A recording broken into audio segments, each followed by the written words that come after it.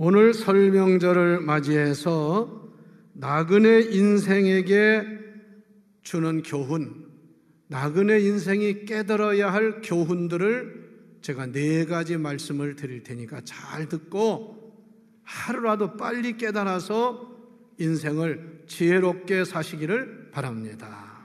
후회하지 않는 인생을 사시기를 바랍니다. 평생을 믿고 설교를 들으면서도 여러분 인생을 헛되게 살면 안 돼요.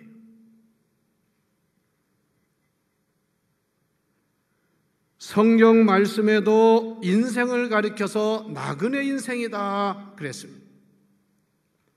그래서 창세기나 또 출애굽기나 또 베드로전서에 뭐라고 했느냐? 나그네와 행인 같은 너희에게 권면한다 그랬습니다.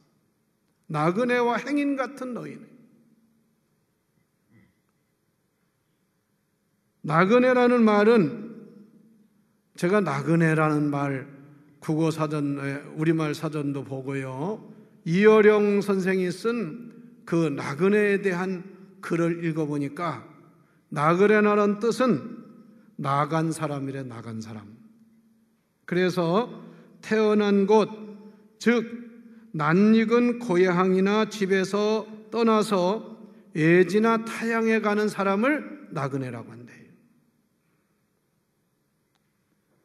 우리말 사전에 보니까 나그네란 자기 고향을 떠나 여행 중이거나 객지에 머물고 있는 사람을 나그네라 한다 그랬어요.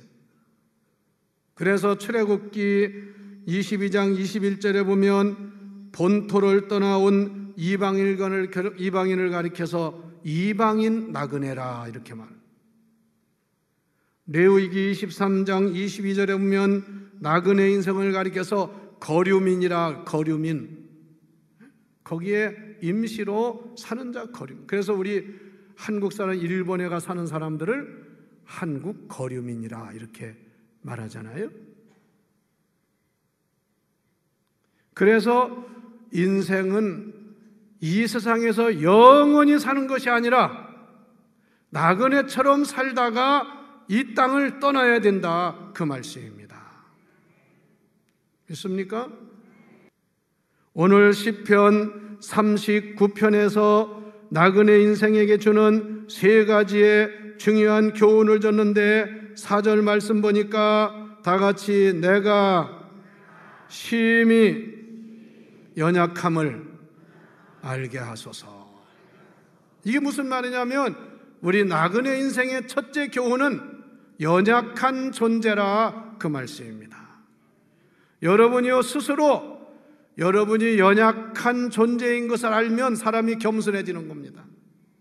내가 연약한 존재라는 것을 알면 함부로 행하지 않습니다. 뭐 가진 것도 그렇고 배운 것도 뭐 지위도 뭐 흔히 그런 사람들 막 그 교만하고 아나무인으로 그렇게 하는 사람을 뭐라고 하냐면 이렇게 말해. 개뿔이나 아는 것도 없는 게 개뿔. 개가 뿔이 있어요 없어요? 없어요. 그런데 오죽하면 개뿔이라고 했겠어? 여러분 개뿔 같은 사람 되지 마세요. 잘나면 얼마나 잘났고 가졌으면 얼마나 가졌어요? 하나님 앞에 연약한 존재인 줄 믿고 겸손해야 합니다. 좀 고개도 숙일 줄 알고 좀 겸손한 자세를 가질 줄 알아야 돼. 뻣뻣해가지고 말이야. 인사도 할 줄 모르고 예의도 없고 그게 살면 못 살아. 사람이 사람 노릇을 해야 그게 사람인 거예요.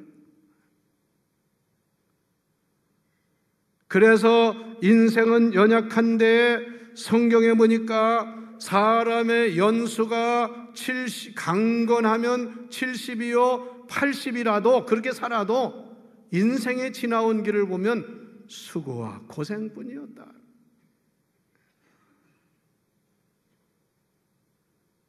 여기도 보면 우리 교인들도 보면 연세가 들으니까 다 연약한 것이 드러나는 거야. 그래서 어디가 아프고 무릎이 아프고 허리가 아프고 어깨가 아프고 심지어는 뭐도 아프냐? 마음도 아프대. 아픈 게 많아. 머리도 아프고 그게 연약한 인생이기 때문에. 인형을 보면요, 인형을 가지고 있잖아요. 인형은 한 번도 아프다고 안 해. 인형은 집어 던져도 아이고 죽겠다고 안 해. 왜? 생명이 없기 때문에. 그러나 우리 인생은 심히 연약한 존재인 것을 지금부터라도 잘 깨달으시기를 바랍니다. 그러면 겸손해지는 거야. 다윗이라는 사람처럼 인생의 풍부한 경험을 한 사람도 많지 않아요. 그는 일개 양을 치는 목동에서 나중에 왕이 된 사람입니다. 왕이 되었지만 왕이 되기까지 그는 많은 시련을 당했어요. 사울이라는 왕이 시기가 나가지고 다윗을 죽이려고 별 방법을 다 쓰고 군사를 동원하고 심지어 연회를 마련하고 거기서 활을 쐈어요. 다윗에게. 사람입니까? 그래가지고 다행히 화살이 피해갔어요. 사람은요, 살려면 화살도 피해가더라고요. 그 죽으려면 화살이 와. 그 다윗을 쐈는데 화살이 피해갔어요.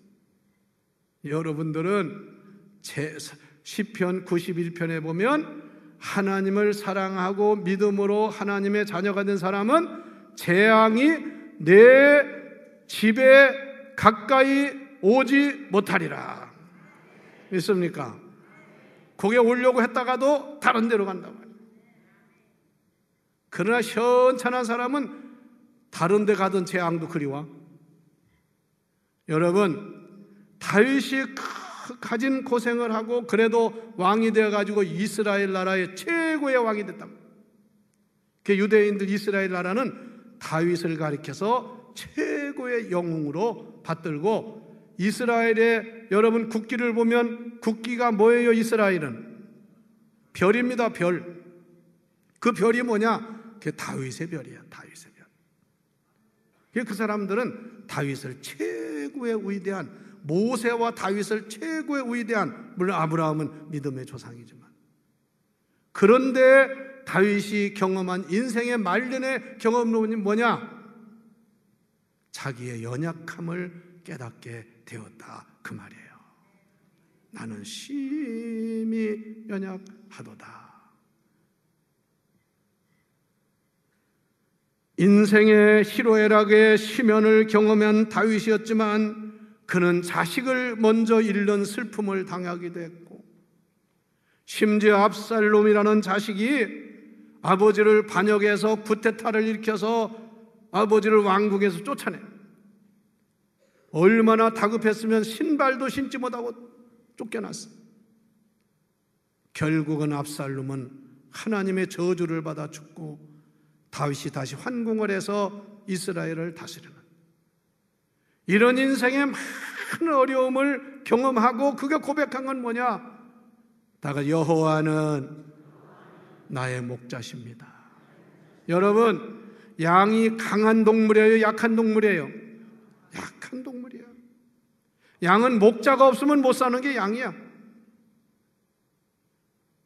양은 뿔도 없어요. 양은 맹수가 공격하면 꼼짝 못하는 게 양이야. 그 양은 순진해가지고 맹수가 와서 잡아먹으려고 해도 맹 하고요. 그게 뭐 양이야. 양은 목자가 보호해야 되기 때문에. 다윗은 나는 하나의 양에 불과하다. 여호와가 나의 목자이십니다. 내게 부족함이 없으리로다. 사망의 음침한 골짜기를 내가 다닐지라도 해받는 것을 두려워하지 않는 것은 여호와께서 나의 목자가 되시오. 지팡이와 막다기로 나를 안위하시나이다. 본래 인간은 육신을 흙으로 빚어 만들었기 때문에, 여러분, 흙으로 만든 그 물건이 얼마나 약해요.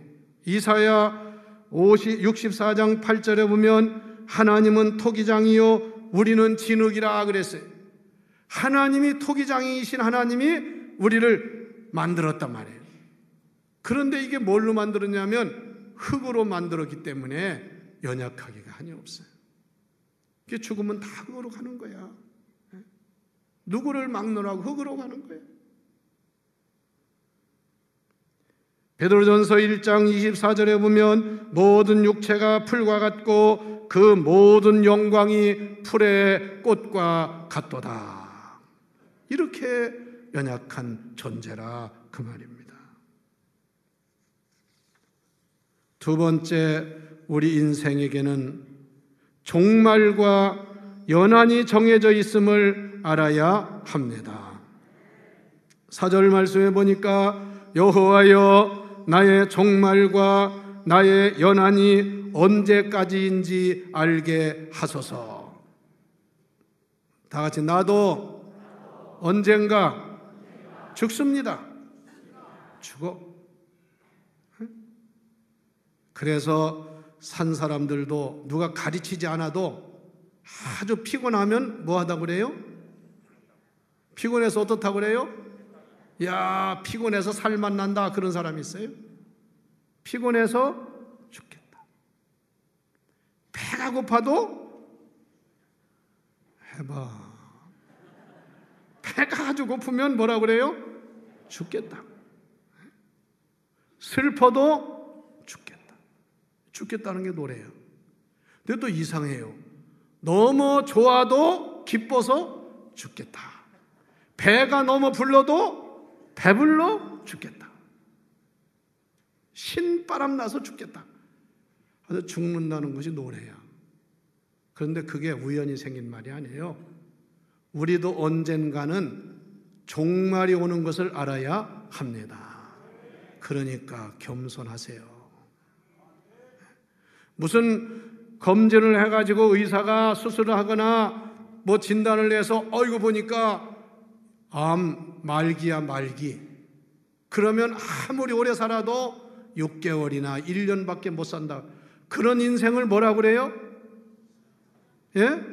시한부 인생이라. 시한부가 뭐 시간이 한정되어 있는 인생이라고 말해요. 그런데 여러분도 다 시한부 인생인 것을 알아야 합니다. 다 정해져 있어요. 예? 나는 건강하니까 뭐 죽지 않는 것처럼 생각하지 마세요. 그래서 여기 보면 종말과 연한이 있음을 알게 하여 주소서.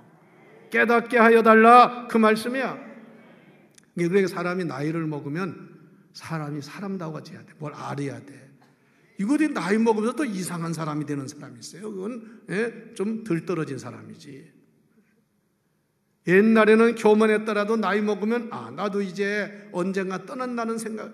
여러분, 요즘 마게도니아, 시랍의 도시 마게도니아가 있잖아요. 원래 그 마게도니아가 별 볼 일 없는 도시였는데 나중에 시랍보다 더 강한 도시가 되어 시랍의 마게도니아인데요. 마게도니아에서 위대한 인물이 나왔는데 그게 알렉산더 대왕이라는 사람이에요. 알렉산더. 이 사람이 얼마나 대단하냐면 하여튼 그 지역 그 부분을 다 차지했어. 그러고 나중에는 더 이상 근데 나이가 그때도 많은 때가 아니더라고. 더 이상 정복할 땅이 없음을 한탄했다고 했어. 그런데 그 알렉산더가 위대한 게 뭐냐면요, 평소에 이 교훈을 꼭 기억했대요. 나도 언젠가는 세상을 떠난다. 여러분도 마찬가지인 줄 아시기를 바랍니다. 할렐루야.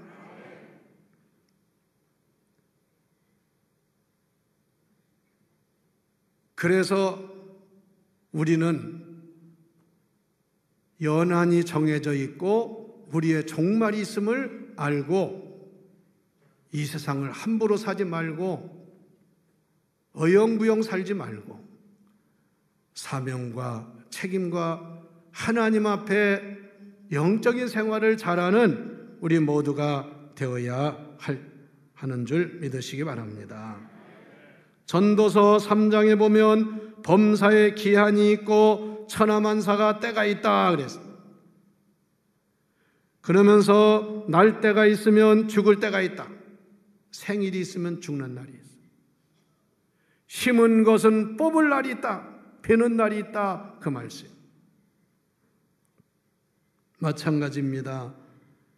학교도 입학을 하면 졸업하는 날이 있어. 회사도 입사를 하면 퇴사를 하는 날이 있어. 죽일 때가 있으면 치료할 때가 있고, 세울 때가 있으면 헐 때가 있다. 울 때가 있으면 웃을 때가 있고, 슬퍼할 때가 있으면 춤을 출 때도 있느니라. 만사에 기한이 있고 때가 있다는 것을 잊지 마시기를 바랍니다.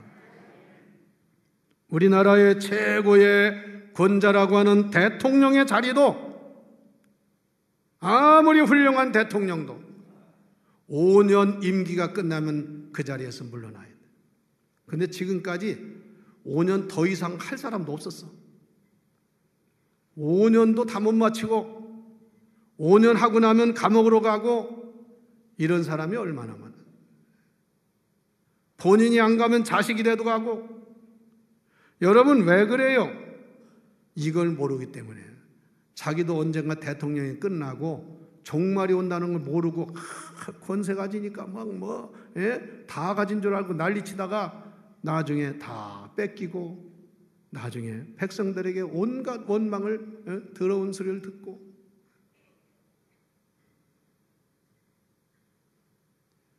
그래서 시편 90편 12절에 말씀하기를, 주여 우리에게 우리 날 계수함을 가르치사 지혜로운 마음을 얻게 하소서.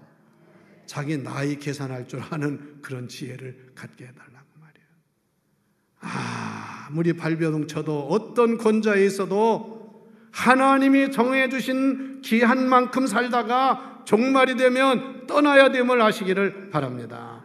이걸 알고 미리미리 기도하고 준비하고 믿음으로 살면 언제 우리에게 종말이 와도 당황하거나 염려하거나 걱정하지 않는다고 말씀해요. 내일 올지도 모르고 모레 올지도 모르는 거야. 세 번째 중요한 말씀은 세상에는 내 것이 없다는 것을 알아야 합니다. 6절 말씀을 다 같이 읽어봅시다. 시편 39편 6절 시작. 진실로 각 사람은 그림자같이 다니고 헛된 일로 소란하며 재물을 쌓으나 누가 거둘지 알지 못하는도다. 이거 참 귀한 말씀이야. 그림자 같은 게 인생이란 말이에요. 그리고 분주하게 떠들고 다녀. 또 그냥 여행이 좋다고 떠들고 다니고 야단하는데, 다 그게 지나가는 과정에 불과하고, 그리고 열심히 모으고 그렇게 하는데 그게 나중에 누구 것이 될지도 모른다고. 누구 것이 될지도 몰라. 그렇습니다.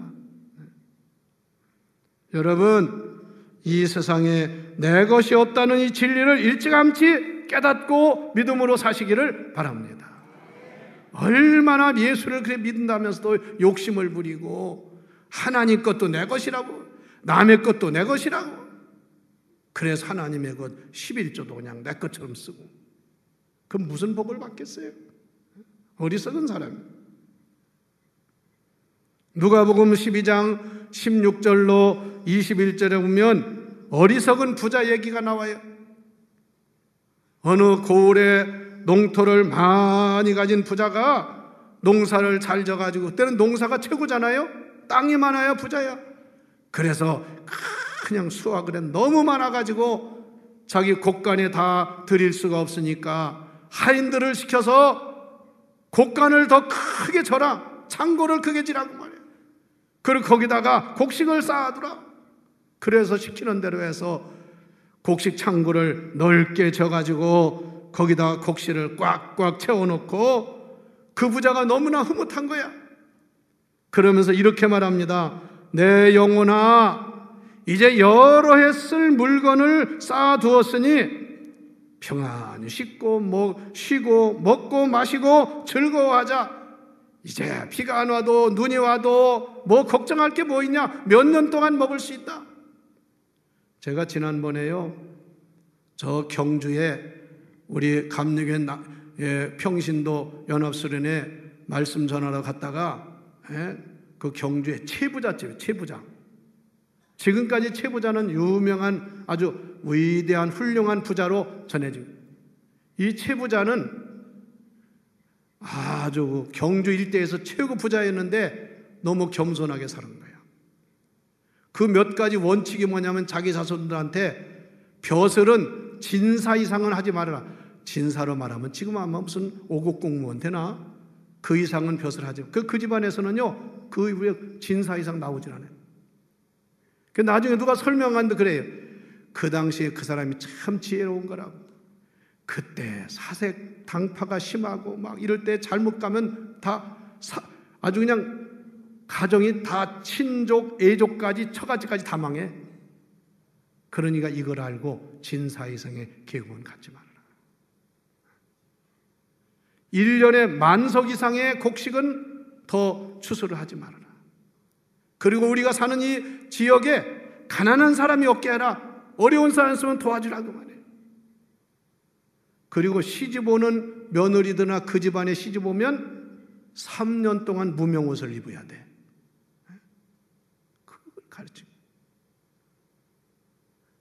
그렇게 돈이 많아도 그렇게 살더니 아주 최부자는 지금까지 그 후손에서 대단한 인물들이 많이 나왔더라고요. 여러분, 그렇습니다. 그 부잣집도 지금 가보면 다 옛날 집이고 그 식당을 하고 있잖아요. 별 수 있습니까? 내 것이 없음을 알고 하나님의 뜻대로 살아야 합니다. 어리석은 부자야, 오늘 밤에 내 영혼을 도로 찾으리니. 야, 사람 죽는 거 보니까 죽으면 다 소용없더라고. 통장도 뭐 문서도 다 소용없어. 가족이 있는 뭐 골동품도 다 소용없어. 아무 소리도 못하고 다 놓고 가야 돼. 그런데 하나님이 오늘 밤 내 영혼을 도로 찾으리니 너 저렇게 쌓아놓은 저 물건들이 다 누구 것이 되겠냐. 이 어리석은 부자야. 여러분, 어리석은 자가 되지 말고 지혜로운 하나님의 자녀로 삽시다. 그래서 디모데전서 6장 7, 8절에 우리가 세상에 아무것도 가지고 온 것이 없음에 또한 아무것도 가지고 가지 못하리라. 우리가 다 같이 먹을 것과 입을 것이 있은즉 족한 줄로 알지니라. 믿습니까? 그렇게 살면 행복한 거예요. 마지막으로 결론적인 말씀을 드립니다. 7절을 다 같이 읽어봅시다. 시편 39편 7절 시작. 주여, 이제 내가 무엇을 바라리요? 나의 소망은 주께 있나이다. 우리 모두의 고백이 되기를 바랍니다. 다 같이 주여, 이제 내가 무엇을 바라리요? 무엇을 더 요구하겠느냐 그 말씀이에요. 나의 소망은 주님께 있나이다. 그래서 시편 18편 1절에 나의 힘이 되신 여호와여, 내가 주를 사랑하나이다. 이 명절을 보내면서 이러한 나그네 인생길에 주시는 교훈을 잘 깨달아 다음으로 미루지 말고 말씀대로 살아서 여러분 인생이 행복하고 후회하지 않고 하나님께 영광 돌리고 모든 사람의 유익을 주는 복된 삶이 되기를 주의 이름으로 축원합니다. 축원합니다.